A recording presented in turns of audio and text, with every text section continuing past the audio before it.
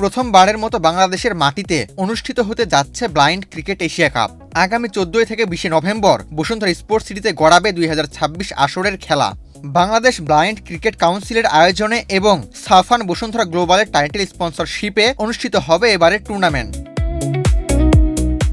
এ উপলক্ষে 16 মে শনিবার বিকেল 4টায় ওদের স্বপ্ন পূরণে পাশে থাকতে পেরে আমরা গর্বিত।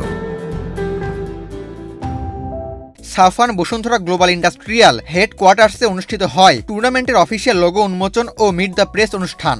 অনুষ্ঠানে প্রধান অতিথি হিসেবে উপস্থিত ছিলেন সাফান বসুন্ধরা গ্লোবালের চেয়ারম্যান জনাব সাফান সুবহানের পুত্র, রংপুর রাইডার্সের ডিরেক্টর জনাব শেহজাদ আকবর সুবহান।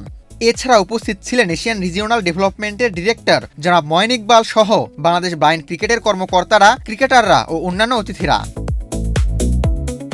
অনুষ্ঠানে বক্তারা বাংলাদেশ ব্লাইন্ড ক্রিকেটের বিকাশ, এশিয়া কাপ আয়োজনের দীর্ঘ যাত্রা এবং বসুন্ধরা গ্রুপের অবদানের বিভিন্ন দিক তুলে ধরেন। আমাদের সাফওয়ান স্যার আমাদের যত রকম সহযোগিতা আছে উনি করেছে। আজকে যে আমরা বল র্যাঙ্কিংয়ে দ্বিতীয়তে এসেছি উনার বদলেতে, উনি যখন থেকে আমাদের সাথে যোগ দিয়েছে আমরা এগোচ্ছি, এখনও থামি না ইনশাল্লাহ।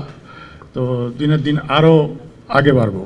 Although Bosundhara Group is always there beside Bangladesh cricket, Bangladesh blind cricket, still the support of the government is required at some point of time. So we welcome you again. We request you that please do everything. আপনারা সব কিছু করবেন আমাদেরকে help করার জন্য, যাতে আমরা একটা গভর্নমেন্টের থেকে একটা ফর্মাল রেকগনিশন এবং সাহায্য সবসময় পাওয়ার মতো ব্যবস্থা করতে পারি।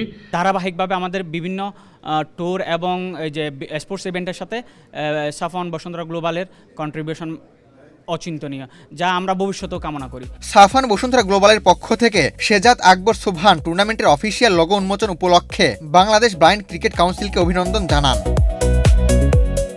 এবারে টুর্নামেন্টে স্বাগতিক বাংলাদেশ ছাড়াও আরও অংশ নেবে ভারত, পাকিস্তান, শ্রীলঙ্কা ও আফগানিস্তান। প্রথমবারের মতো বাংলাদেশে ব্লাইন্ড ক্রিকেট এশিয়া কাপ আয়োজন দেশের ক্রীড়াঙ্গনের জন্য একটি ঐতিহাসিক মাইলফলক হিসেবে দেখা হচ্ছে। আবু তালহা, বাংলাদেশ প্রতিদিন।